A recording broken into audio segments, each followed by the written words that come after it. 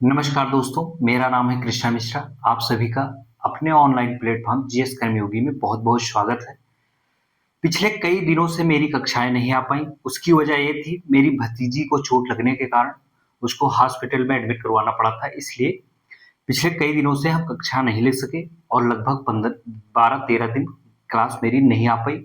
मैं हॉस्पिटल में था इसलिए मेरी क्लास नहीं आ पाई। लेकिन अब हम यहाँ से फिर क्लास को कंटिन्यू करते हैं और आगे बढ़ते हैं। हमने क्लास शुरू की थी यूपी पुलिस पीवाईक्यू, ठीक है? मैंने जो नई क्लास, नई टॉपिक शुरू की थी तो उसमें यूपी पुलिस के जितने पीवाईक्यू के क्वेश्चन, जो पीवाईक्यू हो चुके, जितने पेपर हो चुके हैं, उनको उठाना है और पेपर के पॉइंट ऑफ व्यू से वो बहुत इंपॉर्टेंट है। इसलिए उन सभी क्वेश्चंस को सॉल्व करेंगे और यहाँ पे अपने जो कंफ्यूजन है उसको भी समझेंगे और उससे जुड़े हुए जितने भी क्वेश्चन बन सकते हैं और आपके एग्जाम में आने की संभावना हो उस सभी को हम यहाँ पे सॉल्व करेंगे। तो बिना देरी किए हुए हम अपने टॉपिक पे आते हैं। उससे पहले ये बता दे रहे हैं, हम होम गार्ड क्विज लाने का वादा किए थे, उसका अभी शुरू नहीं कर पाए हैं। एक दो दिनों में बहुत जल्दी ही हम शुरू कर देंगे और हम आते हैं सीधा अपने टॉपिक पे। ठीक है, तो हम बात करेंगे बाल का स्त्रीलिंग है। ठीक है, बाल का स्त्रीलिंग है। ठीक है, बाल जैसे है उसका स्त्रीलिंग क्या होगा, यानी कि फीमेल जेंडर क्या होगा। ठीक है, जैसे बाल है, बाल को हम फीमेल यानी स्त्रीलिंग शब्द क्या होगा उसको हम समझेंगे और जानेंगे। हिंदी जो है आपके यूपी पुलिस में बहुत इंपॉर्टेंट है। ठीक है, वाली होगा, वालिका होगा, बाला होगा कि बालिका होगा। बाल का स्त्रीलिंग जो है वो बाला होगा भाई मेरे।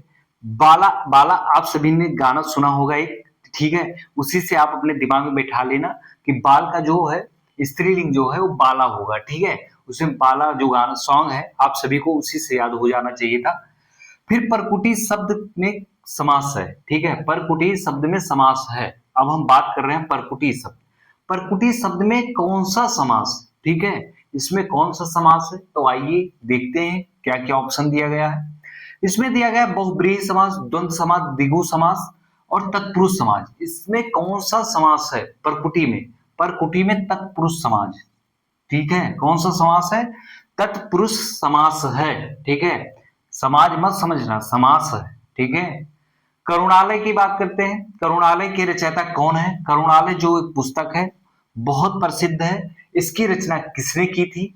तो इसके रचयिता कौन थे? आपसे आपके पेपर में एक एक से दो क्वेश्चन कम से कम किसी की रचनाएं पूछी जाएंगी। तो समाज से क्वेश्चन आएंगे, लिंग से आएंगे, ठीक है, और वचन से संबंधित आएंगे और जो क्या संधि से आएंगे। मतलब लगभग सारी हिंदी से आपके क्वेश्चन आने ही आने हैं। तो आपको सबसे ये सब बहुत इजी टॉपिक है, ये सब याद करना बहुत आसान है। यहाँ से क्वेश्चन कभी गलत होने के मतलब जैसे गलत होने के चांस कम हो जाते हैं। जैसे आपको किसी की रचना पता है तो आप सही तुरंत लगा देंगे, आपका नंबर बन जाएगा वहां पे।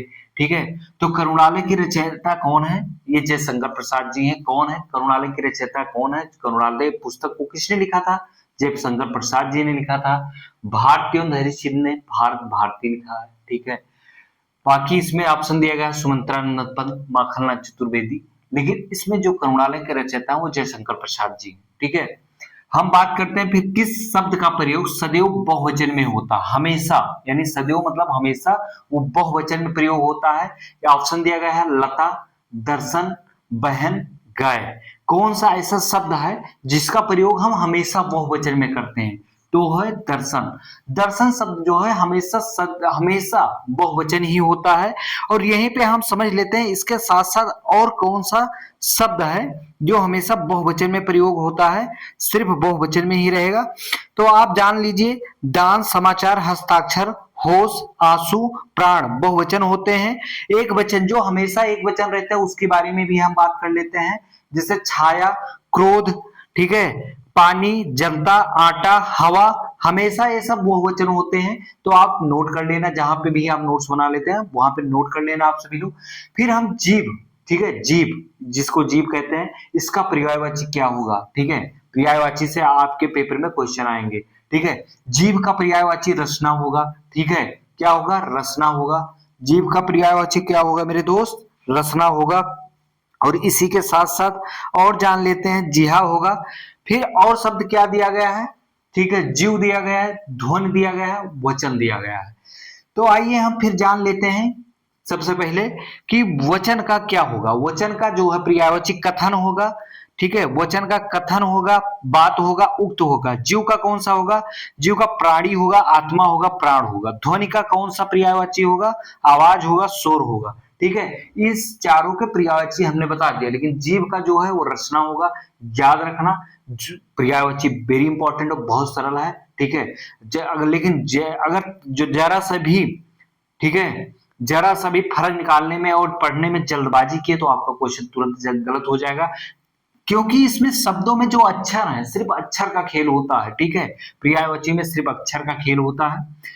फिर जिसका कोई आकार ना हो, ठीक है, जिसका कोई आकार ना हो वो उसके लिए एक शब्द प्रयोग करेंगे, ठीक है। शब्द एक शब्द मतलब उसके लिए कौन सा शब्द होगा, इसमें बात की गई है कि जिसका कोई आकार ना हो के लिए एक शब्द, साकार, निराकार, गोलाकार, आकार। जिसका कोई आकार ना हो वो कौन है, निराकार, यानी कि ब्रह्म, ठीक है। जिसका कोई आकार नहीं है, कोई स्वरूप नहीं है, ना कोई देखा है, वो निराकार है, लेकिन सब लोग भरोसा करते हैं, मानते हैं, तो कौन है, ईश्वर है, ठीक है। ईश्वर क्या है, ईश्वर निराकार है, ईश्वर का कोई आकार नहीं है, ईश्वर की कोई किसी ने अभी तक देखा नहीं है, लेकिन ईश्वर को सब लोग मानते हैं, ठीक है। और सभी लोग इनको निराकार के रूप में मानते हैं। ईश्वर को हम किस रूप में मानते हैं, निराकार के रूप में मानते हैं। तो जिसका कोई आकार ना हो वो निराकार होता है, ठीक है। कव्वाली की बात की है, कव्वाली शब्द में कौन सा लिंग है। फिर जेंडर की बात की गई है, एक जेंडर का शब्द यहाँ पे आपने पढ़ा, ठीक है। एक स्त्रीलिंग का यहाँ पे पूछा गया था, फिर एक जेंडर का यहाँ पे पूछा गया। सोच लीजिए जेंडर कितना इंपॉर्टेंट है आपके पेपर में, ठीक है। जेंडर से 2-3 क्वेश्चन हमेशा बन के आते हैं। और हिंदी जो है आपका इतना बैलेंस बना देगी, अगर आप हिंदी सही से पढ़ के जाते हैं तो हिंदी में सबका सब क्वेश्चन आप सही करके आ सकते हैं। और जो जीएस है उसमें गलत होने के चांस बढ़ जाते हैं। ऐसा है कुछ चीजें हैं जो आपको वहां पे कंफ्यूजन पैदा कर देगी, गलत हो जाएगा। लेकिन हिंदी अगर आप सही से पढ़ के जाते हैं तो हिंदी आपका एक भी शब्द, कोई भी सवाल गलत होगा ही नहीं, कोई क्वेश्चंस गलत नहीं होगा, और आप सब सही करके आएंगे और आपको पूरा का पूरा नंबर मिलेगा। तो इसलिए हिंदी को भी विशेष ध्यान रखकर पढ़ें। आप सभी लोग हिंदी को लगातार और विशेष ध्यान में रखते हुए पढ़ते रहें, ठीक है। ये नहीं है कि हिंदी को बहुत हल्के में ले लिए, हाँ हिंदी कर लेंगे, चलो हिंदी कर लेते हैं, हिंदी हो ही जाएगा, हम लोग हमेशा हिंदी पढ़। मेरे दोस्त, आपके पेपर में जो हिंदी पूछी जाएगी वो हिंदी आपने अभी तक नहीं पढ़ा है, ये मान लीजिए। अगर आपने पढ़ा भी है, ठीक है, तो उसको रिवीजन कर लीजिए अगर, ठीक है। क्योंकि ये जो यहाँ पे हिंदी की ग्रामर जो पढ़ी जाती है और हमारे बोलने की जो हिंदी होती है, इसमें बहुत अंतर है, बहुत अंतर है, ठीक है। हम लोग जो टूटी फूटी, हम लोग सही से हिंदी भी नहीं बोलते हैं, टूटी फूटी हिंदी का प्रयोग करते हैं। और इसीलिए हिंदी वेरी इंपॉर्टेंट हो जाओ। हिंदी ही एक ऐसा टॉपिक है जो आपका पूरा का पूरा नंबर लेकर आएगी, ठीक है। तो हिंदी पे विशेष ध्यान देते रहे। फिर आइए कव्वाली शब्द में कौन सा लिंग का प्रयोग किया गया है। तो कव्वाली शब्द जो है वो कौन सा लिंग है, वो स्त्रीलिंग है। कौन सा लिंग है, उभय लिंग है, स्त्रीलिंग, नपुंसक लिंग, पुल्लिंग। तो इसमें स्त्रीलिंग होगा, ठीक है। कव्वाली जो है स्त्रीलिंग शब्द है। फिर हम बात करते हैं महादेवी वर्मा को किस पुस्तक पर ज्ञानपीठ पुरस्कार मिला था, ठीक है। महादेवी वर्मा बहुत महान, ठीक है, लेखिका थी, कवित्री थी, ठीक है। महादेवी वर्मा को किस पुस्तक के लिए ज्ञानपीठ पुरस्कार दिया गया था, ठीक है। साहित्य के क्षेत्र में ज्ञानपीठ पुरस्कार दिया जाता है। क्या दिया जाता है, साहित्य के क्षेत्र में ज्ञानपीठ पुरस्कार दिया जाता है। आपके पेपर में सीधा पूछा जा सकता है कि ज्ञानपीठ पुरस्कार किस क्षेत्र से संबंधित है, ठीक है। ये साहित्य के क्षेत्र से संबंधित है। और इनको किसके लिए दिया गया था, किस पुस्तक की रचना के लिए दिया गया था, तो ये यामा के लिए दिया गया था। किसके लिए, यामा। इन्होंने एक पुस्तक लिखी थी, उसका नाम था यामा। और इनको कब दिया गया था ये भी पूछा जा सकता है। तो इनको 1982 में मेरे दोस्त, कब, 1982 में इनको यामा के लिए ज्ञानपीठ पुरस्कार मिला था। किसको, महादेवी वर्मा जी को, ठीक है। चमक उठी थी सन 57 में, वो तलवार पुरानी थी। क्या है, चमक उठी थी सन 57 में, वो तलवार पुरानी थी। रस में भेद बताइए। ये आप खुद ही बता देंगे, जैसे पढ़ेंगे तुरंत आप तुरंत सही करेंगे। चमक उठी थी सन 57 में वो तलवार पुरानी थी। तो ये बात की गई है कि इसमें कौन सा रस है, श्रृंगार रस है, वीर रस है, हास्य रस है, भक्ति रस है। जैसे आप पढ़ेंगे तो आपके अंदर उत्तेजना आएगी। अगर किसी भी मतलब रस को पढ़ते हैं और अगर आपके अंदर उत्तेजना आ जाती है पढ़ने पे, तो वो समझ जाइए वो वीर रस है। कौन सा है? वीर रस है। श्रृंगार रस वो होता है जिसमें प्रेम का बात की जाती है, प्रेम प्रसंग की बात की जाती है और प्रेमी के लिए तड़प रहा है, प्रेमी प्रेम का के लिए तड़प रहा है और उसमें श्रृंगार रस और प्यार की बातें की जाती है, वो है श्रृंगार रस। ठीक है। हास्य रस जिसमें जो पढ़ने के बाद हंसी आ जाए। ठीक है। जो पढ़ने के बाद हंसी आए वो कौन सा रस है? हास्य रस है। ठीक है। भक्ति रस जिसमें जिस कविता में, ठीक है, जिस कविता में या साहित्य में पढ़ने के बाद आपको ईश्वर के प्रति आस्था दिखाई देती है, शब्दों के माध्यम से आपको ईश्वर के प्रति उसमें आस्था दिखाई गई है, आस्था प्रकट की गई है, तो कौन सा रस होगा? वो भक्ति रस होगा। तो मेरे दोस्त ये होता है रस। रस से संबंधित 1 से 2 क्वेश्चन आएंगे। आप हिंदी पे मजबूती से पकड़ बना लेंगे, मैं पूरा वादा करता हूं। अगर आप पीवाईक्यू अच्छे से करेंगे तो पीवाईक्यू ही आपकी कई क्वेश्चन फंसा देगा बहुत अच्छे से। और पीवाईक्यू पे पकड़ बना के जाते आप ये प्रण ले लीजिए, आप संकल्प ले लीजिए कि पीवाईक्यू से संबंधित कोई भी क्वेश्चन एग्जाम हॉल में गलत करके नहीं आएंगे।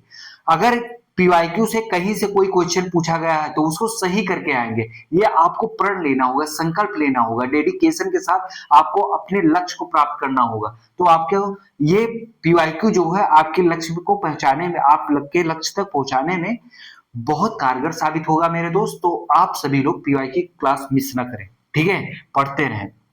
फिर पूछा गया है अम्बुज और अम्बुद शब्द युग में सही अर्थ भेद का चयन कीजिए। अम्बुद और अम्बुज और अम्बुद, क्या पूछा गया है? अम्बुज और अम्बुद, इसका सही अर्थ क्या होगा, यही पूछा गया है। तो इसमें पहला ऑप्शन दिया गया है बादल समुद्र, बादल समुद्र। ठीक हो। जो अम्बुज जो है, अम्बुज मतलब होता है कमल, अम्बुद मतलब होता है बादल। तो कहां मैच खाएगा मेरे दोस्त? ये लिखा है बादल समुद्र, ये काट दीजिए, नहीं होगा। फिर दिया गया जल कमल, नहीं होगा मेरे दोस्त। ठीक है। फिर दिया गया समुद्र कमल, नहीं होगा। ये क्या पूछा गया है? अम्बुज और अम्बुद, ये इसका आंसर होगा कमल और बादल। अम्बुज का मतलब होता है कमल। ठीक है। अम्बुज का मतलब होता है बादल। ये पर्यायवाची के क्वेश्चन है, एक पर्यायवाची का अभी हमने करवाया है। ठीक है। अभी मैं जो पेपर सॉल्व करवा रहा हूं इसमें मात्र मैं टॉप 10 क्वेश्चन लेता हूं। इसमें टॉप 10 क्वेश्चन लेने का मतलब ये है कि जो टॉप 10 क्वेश्चन है उससे संबंधित जितने क्वेश्चन बन सकते हैं उनको बताया जाए और क्वेश्चन मैक्सिमम बनाकर कम से कम 30 से 40 क्वेश्चन तक पहुंचाया जाए 10 ही क्वेश्चन में। ठीक है। और एक साथ पूरी स्लाइड करवा देने से, सिर्फ रटवा देने से काम नहीं बनेगा। हर ऑप्शन का, ठीक है, हर ऑप्शन का आंसर आपके पास होना चाहिए। जब आप हर ऑप्शन का पीवाईक्यू पढ़ने का मतलब ये होता है आप क्वेश्चन को अच्छे से पढ़ें, उसका जो सही उत्तर है आपको उसको तो पढ़ना ही है। लेकिन जो उसमें ऑप्शन दिए गए 3 और विकल्प बचता है। ठीक है। 3 और ऑप्शन बचते हैं। उस ऑप्शन में से आपको ये तो पता है, ठीक है, कि एक सही है, जो सही होगा वो आपको पता है। लेकिन जो 3 और दिए गए हैं उससे संबंधित क्या क्या क्वेश्चंस बन सकते हैं, तो उसको बनाने के लिए, ठीक है, उसको समझने के लिए, पढ़ने के लिए आपको पीवाईक्यू पढ़ना पड़ेगा। और पीवाईक्यू की इस क्लास में बहुत बेहतरीन पढ़ा रहे हैं, यूट्यूब की दुनिया में सबसे अच्छी क्लास है। और आप सभी लोग पीवाईक्यू पर मजबूती से पकड़ बना लें और आप अच्छे से पढ़ते रहें। ठीक है। आप कंटिन्यूटी बनाकर रोज क्लास आती रहेगी। ठीक है। अब हम चलते हैं, फिर मिलेंगे। तब तक के लिए धन्यवाद। जय हिंद।